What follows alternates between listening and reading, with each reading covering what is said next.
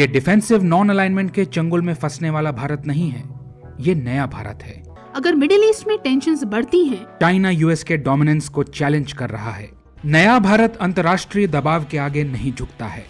Act east, link waste, neighbourhood first, connect central Asia यानी वासुधैव कुटुंबकम की फिलॉसफी अफ्रीकन यूनियन की परमानेंट मेंबरशिप के लिए अतीत में की गई गलतियों की कश्मीर मुद्दे को यूनाइटेड नेशंस में ले जाना, आर्टिकल 370 को हटाना, 2019 Balakot air strike, China border villages construct कर रहा है, India middle east Europe economic corridor IMEEC और हम्मन टोटा को काउंटर करने के लिए भारत, चंद्रयान 3, डॉक्टर अंबेडकर के India first, west Islamic card खेलकर अपने हाथ जला चुका है। कई देशों में फ्रीडम ऑफ स्पीच के मिसयूज को, सेपरेटिज्म और एंटी इंडिया नैरेटिव्स को कि वो फेल हो गए हैं और करप्ट हो गए हैं। रामायण एंड महाभारत, क्योंकि ये बुक सिटिंग मिनिस्टर के द्वारा लिखी गई है और वो भी चुनावी वर्ष में। कोई भी सरकार परफेक्ट नहीं होती, कोई भी लीडर परफेक्ट नहीं होता।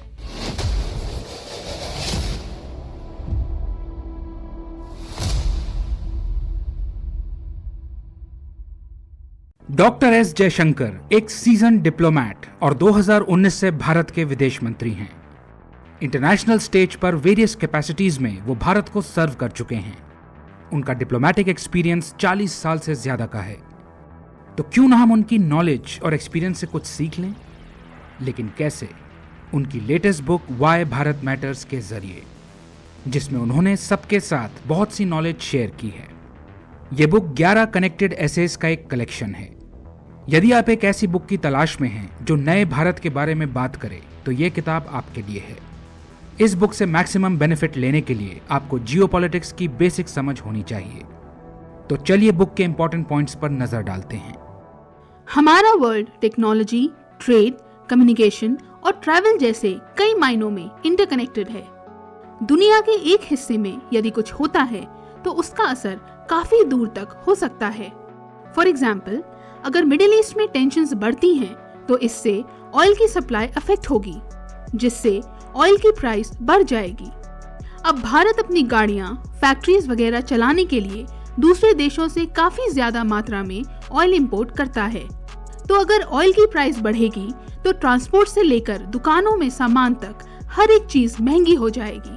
तो देखा आपने, दूर कहीं कुछ होने से कैसे भारत में महंगाई बढ़ सकती है।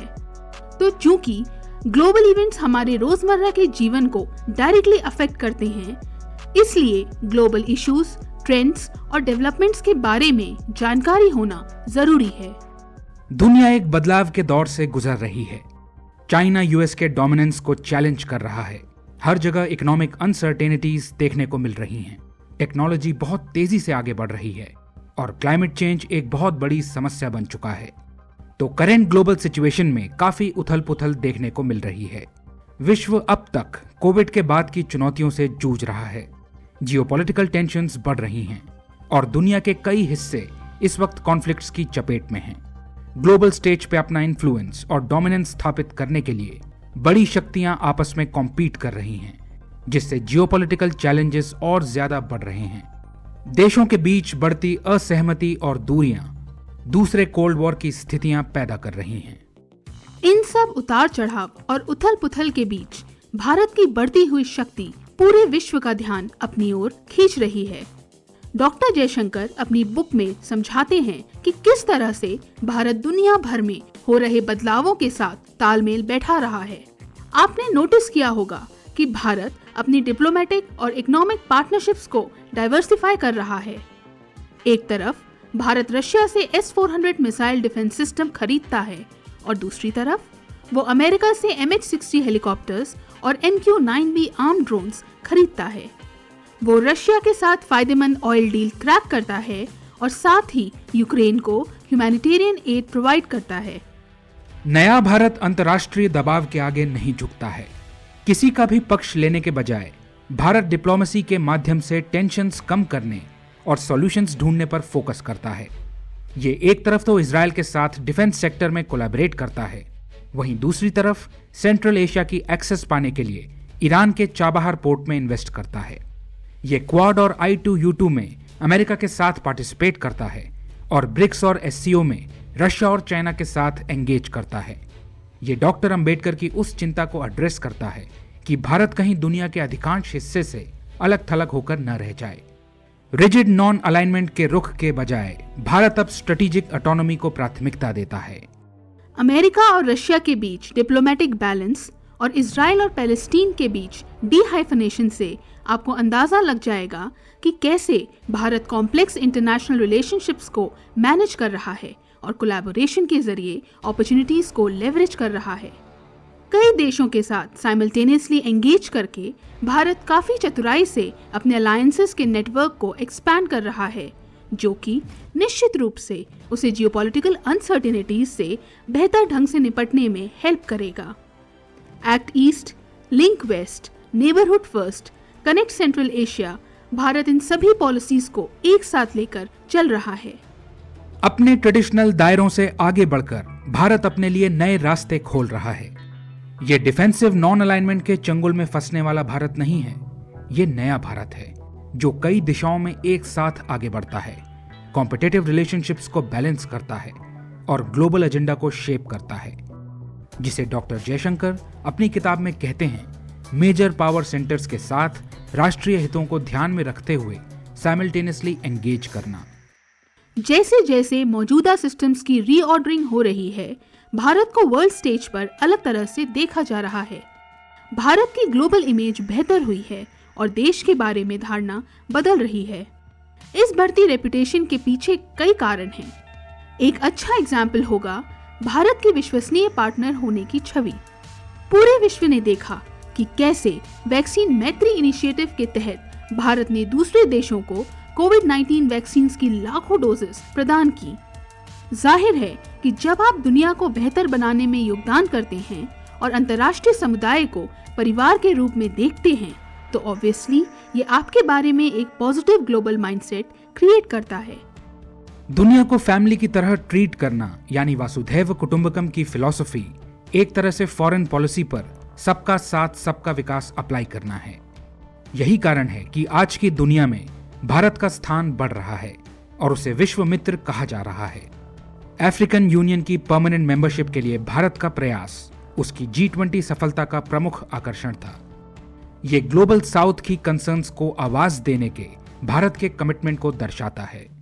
साथ ही अपने हितों को आगे बढ़ाने का भारत का संकल्प हमें दिखाई देता है श्रीलंकन इकोनॉमिक क्राइसिस के स्विफ्ट रिस्पॉन्स में, 2016 सर्जिकल स्ट्राइक और 2019 बालाकोट एयर स्ट्राइक के जरिए पाकिस्तान को स्ट्रॉन्ग रिस्पॉन्स में और मालदीव्स की हरकतों पर एप्ट रिस्पॉन्स में। RCEP से हटना, आर्टिकल 370 को हटाना और टेक्नोलॉजी के साथ आगे बढ़ना भारत के नेशनलिस्टिक आउटलुक और ग्रोथ को दर्शाता है।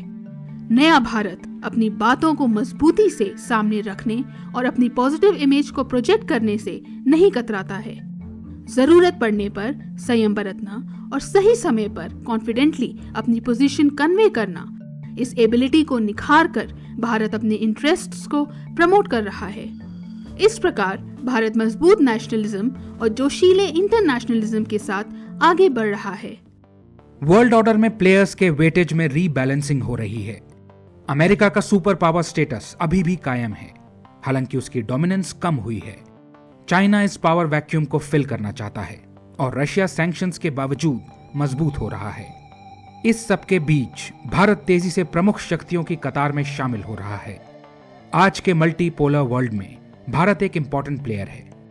वर्तमान समय में इंडो पैसिफिक रीजन की जियोपॉलिटिकल और इकोनॉमिक इंपॉर्टेंस तेजी से बढ़ती जा रही है। इस रीजन में इंडियन ओशन, वेस्टर्न और सेंट्रल पैसिफिक ओशन शामिल हैं।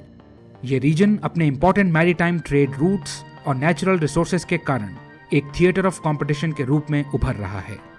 भारत इस रीजन की स्ट्रेटेजिक डायनामिक्स को शेप करने में प्रमुख भूमिका निभा सकता है। अपनी ज्योग्राफिकल लोकेशन के कारण, बढ़ती इकोनॉमी और इंटरनेशनल प्रोफाइल के कारण, स्ट्रॉन्ग मिलिट्री कैपेबिलिटीज के कारण और बढ़ते हुए ग्लोबल फुटप्रिंट और डिप्लोमेटिक इन्फ्लुएंस के कारण। किताब में चाइना इशू का भी जिक्र किया गया है। यह जग जाहिर है कि किस तरह से चाइना एस्टैब्लिश नॉर्म्स और अग्रीमेंट्स का सम्मान नहीं करता है और भारत की सोवर्निटी और टेरिटोरियल इंटेग्रिटी वायलेट करता है। भारत के कोर इंटरेस्ट्स को प्रोटेक्ट करने के लिए आवश्यक कदम उठाए जा रहे हैं। जब नेशनल सिक्योरिटी पर बात आएगी तो भारत मजबूती से उसे डिफेंड करेगा। हालांकि डिप्लोमेटिक नेगोशिएशंस के जरिए तनाव कम करके इस चीज का प्रयास किया जाएगा कि बात वहां तक पहुंचे ही नहीं। भारत और चाइना के रिश्ते में चुनौतियां बरकरार हैं, जैसे चाइना के बेतुके territorial claims, border disputes, diplomatic tensions, China का भारत की NSG मेंबरशिप का विरोध और चाइना द्वारा आतंकवादियों पर प्रतिबंध लगाने के भारतीय प्रस्तावों को UN में ब्लॉक करना। आज जो चाइना बॉर्डर विलेजेस कंस्ट्रक्ट कर रहा है, इंडियन ओशियन में प्रेजेंस बढ़ा रहा है, BRI के अंतर्गत आने वाले CPEC प्रोजेक्ट से भारत की सोवेरेनिटी को वायलेट कर रहा है, ये सब कुछ वर्षों से चाइना के बढ़ते इन्फ्लुएंस को काउंटर ना कर पाने का परिणाम है। चाइना के एग्रेशन के रिस्पॉन्स में Bharat all weather connectivity ensure करने के लिए तेजी से इंफ्रास्ट्रक्चर डेवलपमेंट कर रहा है और ट्रूप्स डिप्लॉय करके अपने बॉर्डर डिफेंसेस को मजबूत कर रहा है।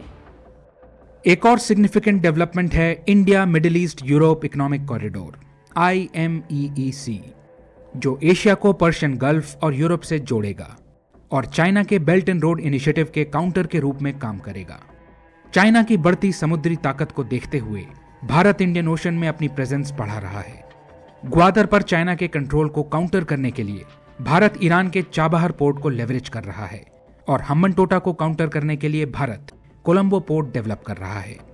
इसके अलावा भारत रीजनल कंट्रीज के साथ डिप्लोमेटिक एंगेजमेंट और सिक्योरिटी कोऑपरेशन बढ़ा रहा है और चाइना के इन्वेस्टमेंट्स का ऑल्टरनेटिव बन रहा है। सागर जैसे इनिशिएटिव्स रीजन में चाइना के बढ़ते इन्फ्लुएंस और असर्टिवनेस को काउंटर करने में मदद करेंगे। Artificial intelligence, big data, biotechnology और रोबोटिक्स जैसे technological advancements geopolitical power balance को बदलने की क्षमता रखते हैं। टेक्नोलॉजी के क्षेत्र में देश एक दूसरे से compete कर रहे हैं। इस डिजिटल युग में नई तरह की कॉन्फ्लिक्ट्स देखने को मिल रही हैं, जैसे कि साइबर वॉरफेयर। टेक्नोलॉजी में सबसे आगे रहने और अपने राष्ट्रीय हितों की रक्षा के लिए देशों के बीच टेक वॉर्स हो रहे हैं। भारत डिजिटल क्षेत्र में साइबर थ्रेट्स और इंफॉर्मेशन वॉरफेयर जैसे उभरते खतरों को रिकॉग्नाइज कर रहा है और तेजी से बदलते डिजिटल वर्ल्ड के हिसाब से खुद को ट्रांसफॉर्म कर रहा है। ये बुक ग्लोबल हायरार्की में ऊपर चढ़ते भारत की तस्वीर पेश करती है। दुनिया भारत की इकोनॉमिक ग्रोथ, बढ़ते कल्चरल इन्फ्लुएंस, शानदार डिप्लोमेसी और बढ़ती हार्ड और सॉफ्ट पावर को एक्नॉलेज कर रही है।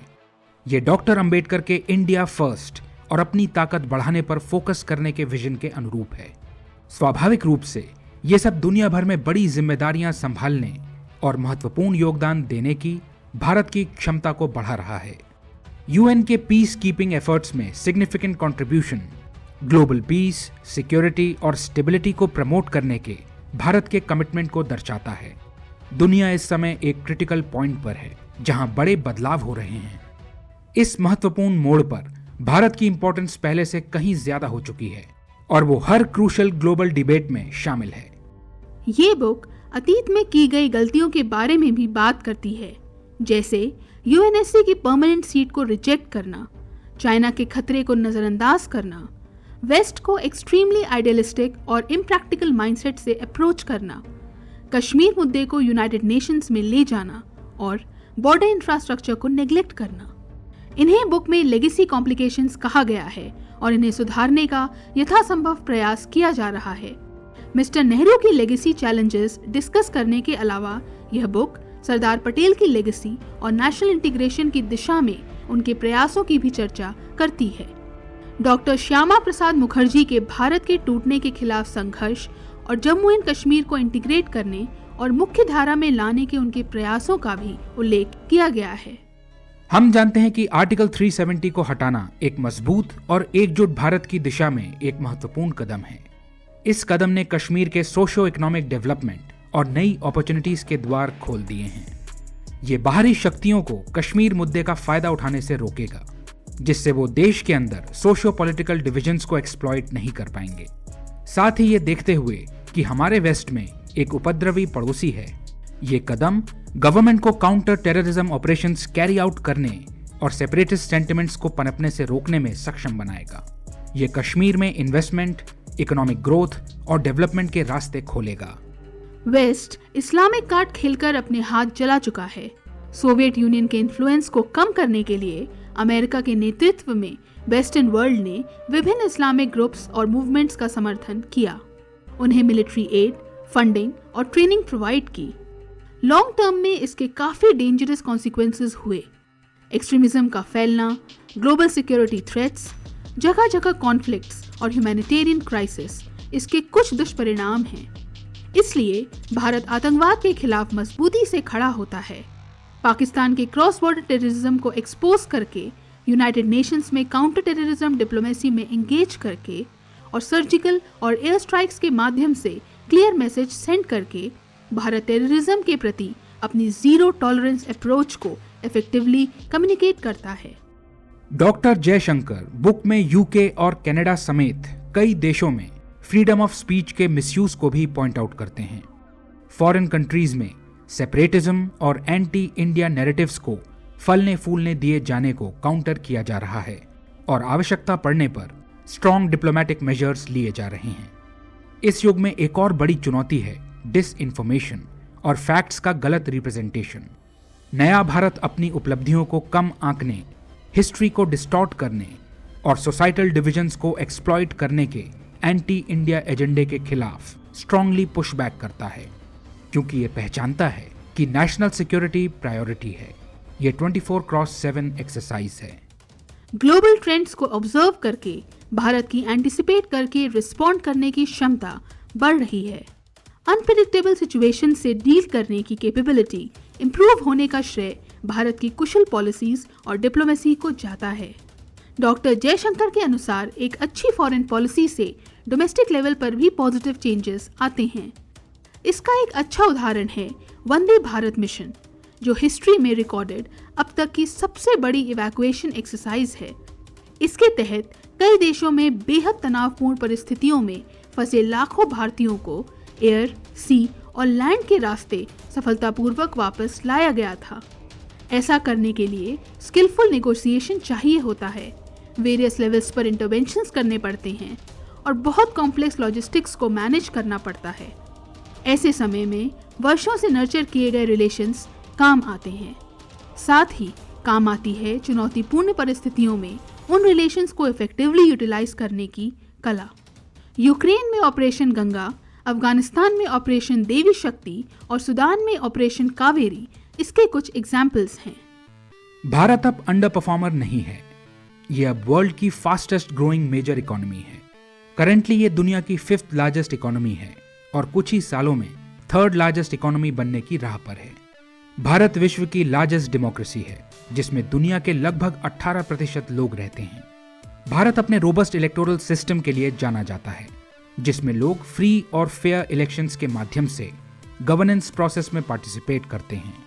सालों से डिफरेंट पॉलिटिकल ग्रुप्स के बीच में स्मूथ पावर ट्रांसफर ये दर्शाता है कि भारत की डेमोक्रेसी कितनी स्टेबल और मैच्योर है। यंग लोगों की बड़ी आबादी होना भारत का महत्वपूर्ण डेमोग्राफिक एडवांटेज है, क्योंकि ये भारत की इकोनॉमी को ग्रो करने, नए आइडियाज को इम्प्लीमेंट करने और लोगों के ज्यादा एफिशिएंटली काम करने के अवसर प्रदान करता है। इस समय 3 करोड़ से ज्यादा भारतीय विदेशों में रहकर काम कर रहे हैं। ये दर्शाता है कि ग्लोबली इंडियन डायस्पोरा की कितनी ज्यादा इंपॉर्टेंस है। प्रवासी भारतीय विदेशों में रहकर वहां की इकोनॉमी में कंट्रीब्यूट करते हैं। भारत नए आइडियाज को एनकरेज करता है, लोगों को नई स्किल्स सीखने में मदद करता है और उन लोगों को सपोर्ट करता है जो खुद अपना बिजनेस शुरू करना चाहते हैं। ये दुनिया भर से इन्वेस्टमेंट्स को अट्रैक्ट करता है, जो भारत को आर्थिक रूप से बढ़ने में मदद करते हैं। डेवलप्ड और डेवलपिंग कंट्रीज के बीच का गैप बढ़ता जा रहा है, जिससे इकोनॉमिक अपॉर्चुनिटीज और रिसोर्सेज के मामले में नॉर्थ साउथ डिवाइड और गहरा रहा है। डेवलप्ड कंट्रीज अक्सर अनफेयर ट्रेड प्रैक्टिसेस में लिप्त होती हैं और डेवलपिंग कंट्रीज में रिसोर्सेज और लेबर को एक्सप्लॉइट करती हैं, जिससे ग्लोबल इनइक्वालिटीज और ज्यादा बढ़ जाती हैं। भारत स्टेबिलिटी, ट्रांसपेरेंसी और फेयर ट्रेड प्रैक्टिसेस को प्रमोट करके ग्लोबल इकोनॉमी में रिस्क्स को कम करने का प्रयास कर रहा है। यह सिमिलर वैल्यूज और इंटरेस्ट रखने वाले देशों के साथ जुड़ रहा है, साथ ही अपनी यूनिक आइडेंटिटी को प्रिजर्व कर रहा है। रिस्क्स और डिपेंडेंसीज को कम करने के लिए और केवल एक ही प्लेस पर निर्भरता को कम करने के लिए भारत सप्लाई चेन्स और प्रोडक्शन प्रोसेसेस को डाइवर्सिफाई करने पर जोर दे रहा है। दुनिया भर की सोसाइटीज के भीतर डिविजन्स सोशल अनरेस्ट को जन्म दे रहे हैं। पुराने इंस्टीट्यूशंस पर से लोगों का भरोसा उठता जा रहा है क्योंकि उन्हें लगता है कि वो फेल हो गए हैं और करप्ट हो गए हैं। भारत अपने डाइवर्स कल्चर्स, लैंग्वेजेस, रिलीजन्स और ट्रेडिशंस को स्ट्रॉन्ग पॉइंट्स के रूप में देखता है और तमाम डिफरेंसेस के बावजूद यूनाइटेड रहता है। देश अपनी जरूरतों को प्राथमिकता देने के क्लियर प्लान के साथ आगे बढ़ रहा है और बिना हेजिटेशन के अपने तरीके से काम कर रहा है। हम भारत को एक राष्ट्र के रूप में मजबूत होने के साथ साथ देश में कल्चरल रिसर्जेंस देख रहे हैं। भारत प्रोग्रेसिव थिंकिंग और टेक्नोलॉजी को एम्ब्रेस करने के साथ साथ अपनी रिच हेरिटेज और कल्चरल ट्रेडिशंस को प्रिजर्व कर रहा है। वह योगा और मिलेट्स जैसी ट्रेडिशनल प्रैक्टिसेस को प्रमोट कर रहा है, जो कि हेल्थ, सस्टेनेबिलिटी और कल्चरल हेरिटेज को बढ़ावा देने का उसका प्रयास है। रामायण और महाभारत जैसे ग्रंथ ज्ञान का भंडार हैं। हम रामायण से गुड गवर्नेंस या राम राज्य और रूल्स बेस्ड ऑर्डर का निर्माण और महाभारत से स्टेट क्राफ्ट और डिप्लोमेसी सीख सकते हैं। अपनी बुक के हर एक चैप्टर में डॉक्टर जयशंकर रामायण की घटनाओं का जिक्र करके फॉरेन पॉलिसी में उसके एप्लीकेशन के बारे में बताते हैं। भारत ने 2021 में अपना 75वां स्वतंत्रता दिवस मनाया और 2046 में अपना 100वां स्वतंत्रता दिवस मनाएगा। 2021 से 2046 तक के 25 साल के पीरियड को अमृत काल कहा गया है। इसमें यह इंश्योर करने का प्रयास किया जा रहा है कि तब का भारत अब के भारत की तुलना में हर क्षेत्र में बेहतर बने। मेक इन इंडिया और आत्मनिर्भर भारत के तहत भारत की सेल्फ सफिशिएंसी को बढ़ावा देना और डिजिटल एज या टेकेड को अपनाना इसी दिशा में कदम है। एक सॉलिड डिजिटल बैकबोन की बदौलत भारत सरकार पैंडेमिक के दौरान 80 करोड़ लोगों को फूड सपोर्ट प्रदान कर पाई। भारत के यूपीआई या यूनिफाइड पेमेंट्स इंटरफेस ने इंस्टेंट रियल टाइम पेमेंट्स को संभव बना दिया है। इसका उपयोग बड़े मॉल्स से लेकर स्ट्रीट वेंडर्स तक हर स्तर पर किया जा रहा है। इसके अलावा भारत दुनिया से कनेक्ट करने और ग्लोबल पार्टनरशिप्स को मजबूत करने के लिए टेक्नोलॉजी को लेवरेज कर रहा है। इसका एग्जाम्पल है कि कई देशों ने यूपीआई को अपना लिया है। फिर भारत दुनिया की फार्मेसी के रूप में जाना जाता है क्योंकि ये दवाइयों, खासतौर पर जेनेरिक ड्रग्स और वैक्सीन्स को प्रोड्यूस करने में एक महत्वपूर्ण भूमिका निभाता है। बुक में डॉक्टर जयशंकर ने सरकार के कई अचीवमेंट्स को लिस्ट किया है, जैसे कोविड के बाद इकोनॉमिक रिवाइवल, गति शक्ति इनिशिएटिव के तहत वर्ल्ड क्लास इंफ्रास्ट्रक्चर का निर्माण, जैम ट्रिनिटी के माध्यम से डिजिटल गवर्नेंस का ट्रांसफॉर्मेशन और तमाम पब्लिक वेलफेयर स्कीम्स का रोल आउट, जैसे बेटी बचाओ बेटी पढ़ाओ, जल जीवन मिशन, उज्ज्वला योजना, आवास योजना, सौभाग्य योजना एक्सेट्रा। ग्लोबल स्टेज पर भारत के वास्ट पोटेंशियल और कैपेबिलिटीज को रिकॉग्नाइज किया जा रहा है और अप्रिशिएट किया जा रहा है, जो कि पास्ट में अंडर वैल्यू और अंडर एस्टिमेट किए जाने के परसेप्शन से एक काफी बड़ा शिफ्ट है। चंद्रयान 3 ने स्पेस एक्सप्लोरेशन और टेक्नोलॉजी में भारत की बढ़ती क्षमता को प्रदर्शित किया, तो भारत नॉलेज बेस्ड इकोनॉमी की तरफ बढ़ रहा है। इनोवेशन, एजुकेशन और टेक्नोलॉजिकल एडवांसमेंट्स पर जोर दे रहा है, जो कि इकोनॉमिक ग्रोथ और डेवलपमेंट को ड्राइव करते हैं।